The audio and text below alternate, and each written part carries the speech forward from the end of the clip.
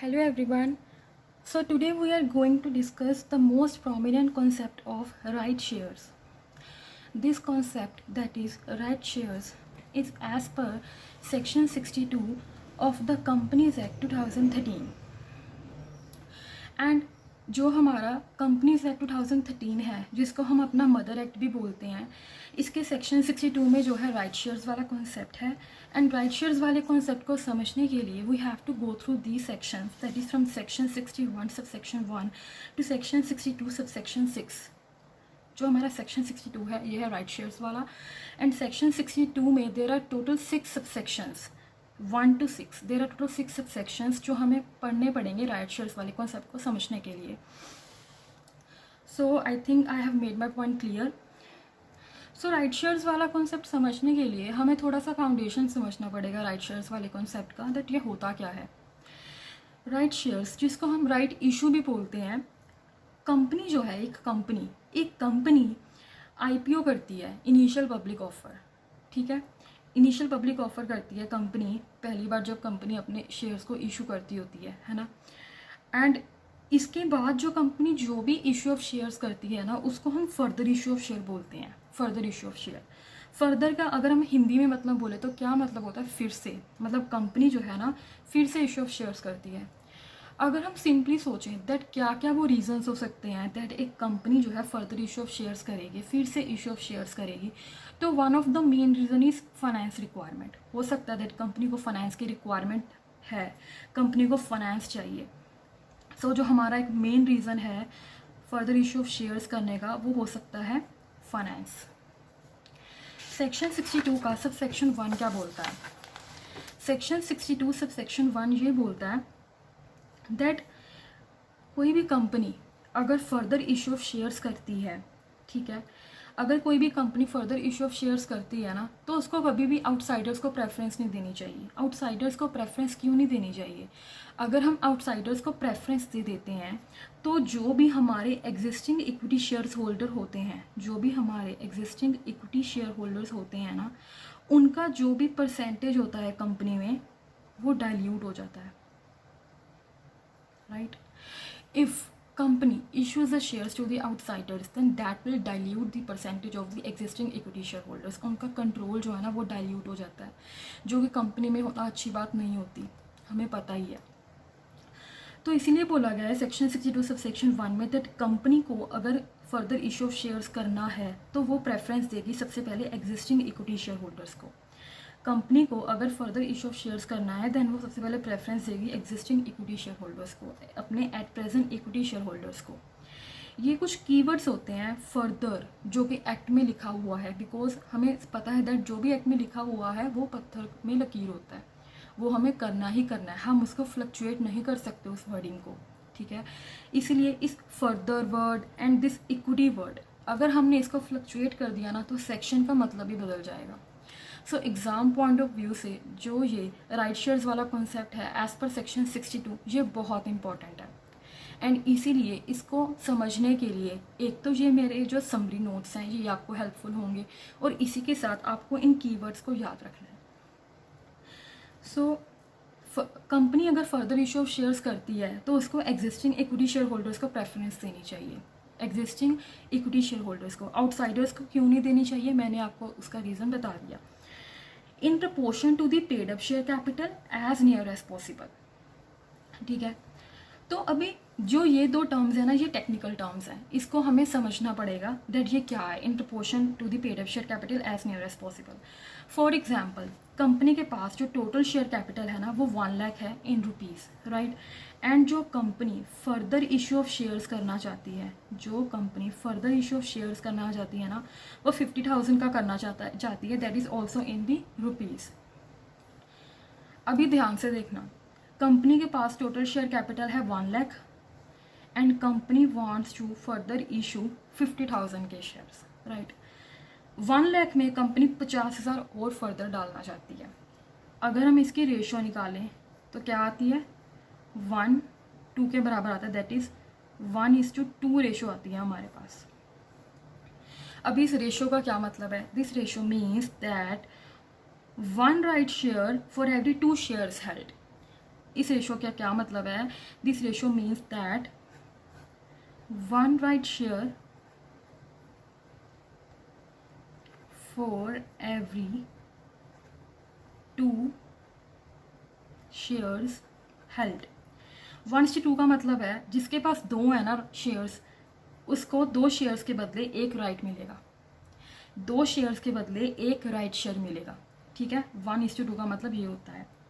So in proportion to paid up share capital, इसका मतलब यही होता है दैट जितना शेयर कैपिटल है उसके प्रपोर्शन में हमने राइट शेयर्स को जो है इशू करना है। And now what do you mean by as near as possible? As near as possible का मतलब होता है that share can't be in fraction. जो शेयर्स हैं ना वो कभी भी फ्रैक्शन में नहीं होंगे। इसका मतलब क्या है?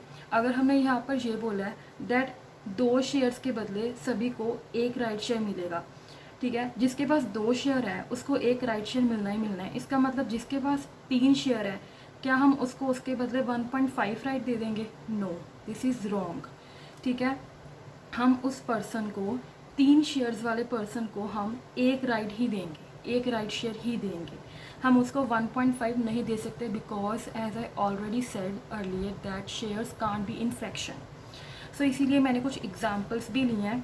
For every 3 shares held 1 right share होगा, for every 4 shares held 2 right shares होंगे, 5 के लिए भी 2 ही राइट शेयर होंगे, 6 के लिए अभी हमारे पास 3 राइट शेयर होंगे, एंड 7 के लिए अगेन 3 होंगे, एंड हमारे पास 10 के लिए टोटल 5 राइट शेयर्स होंगे। आप इसको प्रैक्टिस कर कर देखना, आपको समझ आ जाएगा। बस इसका सिंपली यही कॉन्सेप्ट है दैट जो हमारे शेयर्स होते हैं वो कभी भी फ्रैक्शन में नहीं होते, उनकी पूरी एक फिगर होती है, राइट, पूरी राउंड फिगर होती है शेयर्स की। So this is all about section 62 subsection 1। इसको अगर मैं आपको बताऊं तो सेक्शन 62 सब सेक्शन में सिंपली बोलता है whenever any company comes out with the further issue of shares then it shall first of all be offer to the existing equity share holders in proportion to the paid up share capital as near as possible.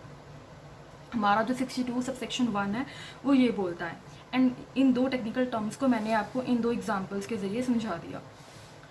So moving to section 62 sub section 2, सबसे पहले हमने 3 conditions पढ़नी है 62(1) की। That जो हमने पीछे पढ़ा है दैट सेक्शन 62 सब सेक्शन 1 जो है हमारा, इसमें हमने जब भी company further issue of shares करेगी it shall first of all be issue to existing equity share holder. सबसे पहले वो एग्जिस्टिंग इक्विटी शेयर होल्डर्स को ऑफर करेगी। बिकॉज ऐसा क्यों करना है? क्योंकि एक्ट में लिखा हुआ है, एक्ट बोलता है दैट पहले आउटसाइडर्स को नहीं करना because that will dilute the percentage of the share holders in the company, जो कि अच्छी बात नहीं होती। इसीलिए अभी 62(1) के साथ हमें 3 कंडीशंस का भी ध्यान रखना है। एंड ये 3 कंडीशंस कौन सी हैं? सबसे पहली कंडीशन हमारे पास आती है ऑफर पीरियड। अगर कंपनी राइट शेयर्स के लिए ऑफर करेगी तो वो ऑफर शेयर होल्डर्स को कितने दिनों के लिए करेगी? सो जो हमारा ऑफर पीरियड होगा जिसमें शेयर होल्डर्स चूज़ कर सकते हैं दैट उन्होंने राइट शेयर लेना है या नहीं लेना है, मिनिमम हो सकता है 15 डेज एंड मैक्सिमम हो सकता है 30 डेज, राइट। दूसरी कंडीशन है रिनाउंसिएशन। रिनाउंसिएशन क्या होता है? रिनाउंसिएशन होता है transferring the right to someone else, मतलब अपने राइट को रिनाउंस कर देना, अपने राइट को छोड़ देना, किसी और को ट्रांसफ़र कर देना। एंड जो ये रिनाउंसिएशन होती है ना, ये होल भी हो सकती है और ये इन पार्ट भी हो सकती है। हो सकता है आपको कंपनी की तरफ से 3 राइट शेयर्स मिलने हैं, तो हो सकता है आप तीनों के तीनों राइट शेयर्स को रिनाउंस कर दो, और हो सकता है कि आप उसमें से 1 राइट शेयर को रिनाउंस कर दो और 2 राइट शेयर्स को खुद एक्वायर कर लो। देन हमारे पास थर्ड कंडीशन आती है दैट हो सकता है कि कंपनी के पास कुछ शेयर्स बच जाएं जिसका ना ही शेयर होल्डर्स ने उनको एक्सरसाइज किया है उनके ऊपर अपना राइट, और वो ऐसे ही पड़े हुए हैं। तो जो भी हमारे पास रिमेनिंग शेयर्स होंगे इफ़ एनी, उनको BOD बोर्ड ऑफ डायरेक्टर्स जो है डिस्पोज ऑफ कर देंगे as per the best interest of the company, right, as per the best interest of the company. For example अगर हमने फर्दर इशू किया था 50,000 का, एंड अगर उसमें से उस 50,000 में से मेरे पास 30,000 के जो शेयर्स हैं वो एक्सरसाइज हो गया उसका राइट, एंड 20,000 के रिमेनिंग है, तो वो हम आउटसाइडर्स को इशू कर देंगे, बोर्ड ऑफ डायरेक्टर्स जैसे भी डिसाइड करेंगे। एंड अगर 50,000 में से 45,000 जो हैं 45,000 जो हैं हमारे वो राइट शेयर्स के लिए एक्सरसाइज हो गए एंड रेस्ट हमारे पास 5000 का जो है स्लॉट बच गया, तो ये बोर्ड ऑफ डायरेक्टर सोचेंगे कि इसको कैंसिल ही कर देते हैं, क्योंकि अगर आउटसाइडर्स को इशू करना थोड़ी सी अमाउंट तो होनी चाहिए ना, 5000 तो बिल्कुल मीगर अमाउंट है, इसीलिए हम इनको कैंसिल कर देंगे, राइट। अभी हमने कर लिया है सेक्शन 62 सब सेक्शन 1 का क्लोज ए, जो था हमारे पास एग्जिस्टिंग इक्विटी शेयर होल्डर्स वाला। अभी हम करने जा रहे हैं 62 सब सेक्शन 1 का क्लोज बी, जो बोलता है दैट एम्प्लॉयज़ को भी ये वाले जो राइट शेयर्स हैं ऑफर किए जा सकते हैं under the ESOP scheme, employ stock option plan के अंडर, ठीक है ना, जिसके लिए एम्प्लॉयज़ को इशू करने के लिए special resolution in general meeting pass करना होगा, SRNGM पास करना होगा मेंबर्स ने। एंड इसमें एक एग्जामिशन है दैट IFSC कंपनी जो होती है हमारी इंटरनेशनल फाइनेंशियल सर्विसेज सेंटर वाली, एंड जो हमारी प्राइवेट कंपनी होती है, इन दोनों कंपनीज को instead of the special resolution ये ऑर्डिनरी रेजोल्यूशन को पास कर सकते हैं, राइट। तो हमारा 62 सब सेक्शन 1 क्लोज सी क्या बोलता है दैट आउटसाइडर्स को भी इशू किया जा सकता है, राइट शेयर्स वाला ऑफर दिया जा सकता है by passing special resolution in the general meeting SRNGM, plus हमें वैल्यूएशन करानी पड़ती है शेयर्स की बाय द रजिस्टर्ड वैल्यू, ठीक है। हम क्यों वैल्यूएशन कराते हैं शेयर्स की by the registered valuer, because हमने फेयर मार्केट वैल्यू निकालनी होती है, हमने FMV निकालनी होती है कि आउटसाइडर्स को कोई भी शेयर जो है गलत प्राइस पर इशू ना हो जाए और बाद में कोई कंपनी को भी कुछ भी क्लेम ना कर सके, कुछ भी एलिज ना कर सके, कोई दोष ना लगा सके। So this was all about the section 62 sub section 1, जो कि जिसका सेक्शन 62 सब सेक्शन 1 जिसका क्लोज ए बोलता है एग्जिस्टिंग इक्विटी शेयर होल्डर्स को पहले प्रेफरेंस मिल सकती है, एंड जिसका क्लोज बी बोलता है दैट एम्प्लॉयज़ को भी इशू किया जा सकता है, एंड जिसका क्लोज सी बोलता है आउटसाइडर्स वाला पॉइंट। नाउ अब हम करने जा रहे हैं सेक्शन 62 सब सेक्शन 2। ये किसकी बात करता है, ये बात करता है ऑफर लेटर की, राइट। ये बात करता है ऑफर लेटर की, दैट अगर कंपनी ने राइट इशू वाला जो है ऑफर देना है तो उसके लिए कंपनी को एक ऑफर लेटर डिस्पैच करना पड़ेगा अपने शेयर होल्डर्स को at least 3 days before the offer period starts. Offer period start होने के कम से कम 3 दिन पहले कंपनी को ऑफर लेटर डिस्पैच करना होगा अपने शेयर होल्डर्स को दैट वो इतनी अमाउंट का राइट शेयर इशू करने वाले हैं, दोज हु आर इंटरेस्टेड वो बता सकते हैं एंड वो राइट इशू को एक्सरसाइज कर सकते हैं। देन हमारे पास आता है सेक्शन 62 सब सेक्शन 3, जो कि बात करता है कन्वर्टिबल डिबेंचर्स एंड लोन्स के बारे में, ठीक है। इसके साथ ही 62(4 जो है then non convertible debentures and loans की बात करते हैं। सबसे पहले हम बात करते हैं 62 सब सेक्शन 3 की। 62 सब सेक्शन 3 बोलता है दैट अगर convertible debentures and loans, convertible debentures and loans कौन से होते हैं, जो कि after the stipulated period of time और on the due date of its conversion equity में कन्वर्ट हो जाते हैं, इसीलिए तो इनके नाम के आगे कन्वर्टिबल वर्ड होता है दैट ये कन्वर्टिबल डिबेंचर्स हैं या फिर कन्वर्टिबल लोन है जो कि after some stipulated period of time equity shares में कन्वर्ट हो जाते हैं, जैसे भी उनकी स्कीम होगी। तो कहते हैं अगर कन्वर्टिबल डिबेंचर्स एंड लोन्स को जब भी उनका टाइम आएगा ना मैच्योरिटी के ऊपर कि उन्होंने इक्विटी शेयर्स में अभी कन्वर्ट होना है, तो वो तभी ये वाले कन्वर्टिबल डिवेंचर्स एंड लोन्स तभी इक्विटी शेयर्स में कन्वर्ट हो सकते हैं on the due date of conversion, अगर कन्वर्टिबल डिवेंचर्स एंड लोन्स के इशू के टाइम पर special resolution in general meeting pass किया हुआ था। दोबारा से रिपीट करती हूँ मैं, कन्वर्टिबल डिबेंचर्स एंड लोन्स को इक्विटी शेयर्स में तभी कन्वर्ट किया जाएगा on the due date of its conversion अगर कन्वर्टिबल डिबेंचर्स और लोन्स के इशू के टाइम, जब इनको इशू किया गया था, इनके इशू के time special resolution in general meeting pass किया गया था, तभी हम ऐसा कर सकते हैं। एंड ऐसे इसीलिए ऐसे करके प्रोविज़न बनाई गई है दैट इस टाइम पे कोई भी share holder, equity share holder ये नहीं बोल सकता कि ये शेयर्स हमें भी दो, वो नहीं बोल सकते, बिकॉज ये जो है ये सिर्फ कन्वर्टिबल डिबेंचर्स एंड लोन्स वालों के लिए ही है। देन हमारे पास आता है सेक्शन 62 सब सेक्शन 4 जो कि बोलता है non convertible debentures and loans के बारे में। इसमें ये बोला गया है कि अगर नॉन कन्वर्टिबल डिबेंचर्स और लोन्स जिसको हम कन्वर्ट नहीं कर सकते, ठीक है ना, after a stipulated period of time किसी भी चीज़ में या फिर इक्विटी शेयर्स में, जिसको हम कन्वर्ट ही नहीं कर सकते, जो कि नॉन कन्वर्टिबल हैं, अगर कहते इनको इशू करती है कंपनी गवर्नमेंट को या फिर सेंट्रल गवर्नमेंट को इशू करती है company, if non convertible debentures और loan are issue to the government by the company, then जो गवर्नमेंट है ना वो डायरेक्ट कर सकती है दैट उनके इन डिबेंचर्स एंड लोन्स को कन्वर्ट करो इनटू द इक्विटी शेयर्स। भाई गवर्नमेंट है, गवर्नमेंट तो कुछ भी कर सकती है, गवर्नमेंट का राज है, ठीक है ना। तो गवर्नमेंट जो है वो डायरेक्ट कर सकती है कंपनी को to convert it into the equity shares. And yes, अगर गवर्नमेंट बोलेगी तो कंपनी को ऐसा करना पड़ेगा, बट कंपनी को भी जस्टिस दिलवाया गया कैसे, दैट अगर कंपनी एग्रीव्ड फील करती है, एग्रीव्ड मतलब विक्टिम फील करती है, इफ़ इट फील्स एग्रीव्ड, तो वो अपील कर सकती है NCLT को, नेशनल कंपनी लॉ ट्रिब्यूनल को, ठीक है। ये कंपनी लॉस की ट्रिब्यूनल होती है, कोड होती है जिसमें सारे वो वाले डिस्प्यूट्स जो हैं रिजॉल्व किए जाते हैं। एंड NCLT अपना जो भी डिसीजन बताएगी with in the 60 days of the CG's order बताएगी, 60 डेज के अंदर अंदर। एंड NCLT जो भी डिसीजन बताएगी that shall be binding on all, वो डिसीजन सबके ऊपर बाइंड होगा, वो कंपनी को भी मानना पड़ेगा एंड वो सेंट्रल गवर्नमेंट को भी मानना पड़ेगा। हो सकता है कि जो NCLT का डिसीजन है वो कंपनी के फेवर में हो, वो कंपनी के फेवर में हो तो सेंट्रल गवर्नमेंट को वो मानना पड़ेगा। हो सकता है कि NCLT का डिसीजन सेंट्रल गवर्नमेंट के फेवर में हो, then in that case company को मानना पड़ेगा। NCLT's decision shall be binding on all.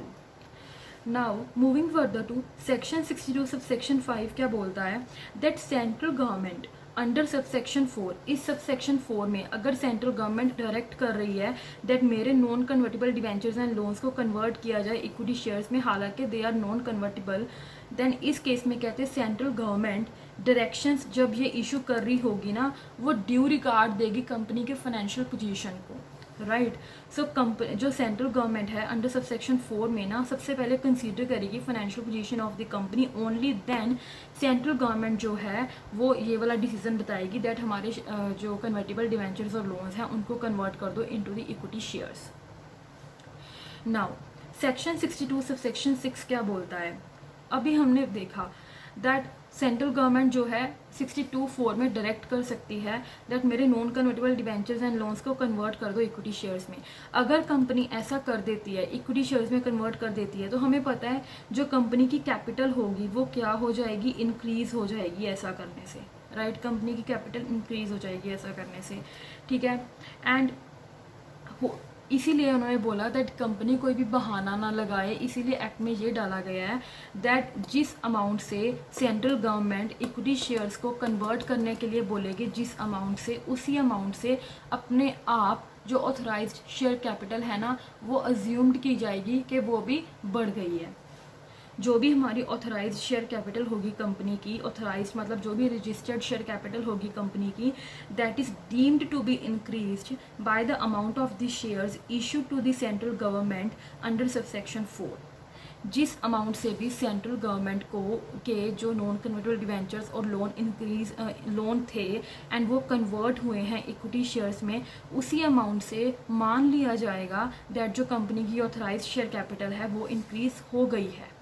हम डीम्ड मान लेंगे उसको, deemed to be increased by the amount of shares which are issued to the central government under subsection 4। So अगर हम देखें तो हमने जो हमारा पढ़ा है, हमने सेक्शन 62 सबसेक्शन 1 पढ़ा, जो हमने हमारा सेक्शन 62 सबसेक्शन 1 क्या बोलता है, सेक्शन 62 सबसेक्शन 1 बोलता था हमारे पास 3 क्लोजेस को, ठीक है।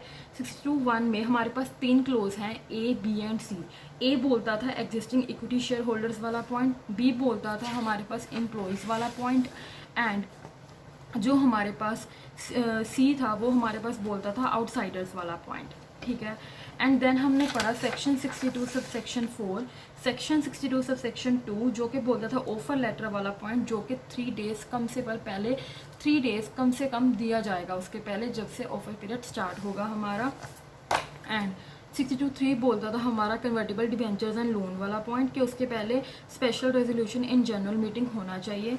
62(4 बोलता था नॉन कन्वर्टेबल डिबेंचर्स वाला पॉइंट, ठीक है। एंड 62(4 के साथ ही ये 2 पॉइंट्स कनेक्ट हैं जो मैंने आपको बता दिए, दैट इसमें सेंट्रल गवर्नमेंट जो है कंसीडर करेगी financial position of the company and जिस अमाउंट से इंक्रीज होगा उससे ऑथराइज शेयर कैपिटल भी डीम्ड टू बी इंक्रीज मानी जाएगी बाय द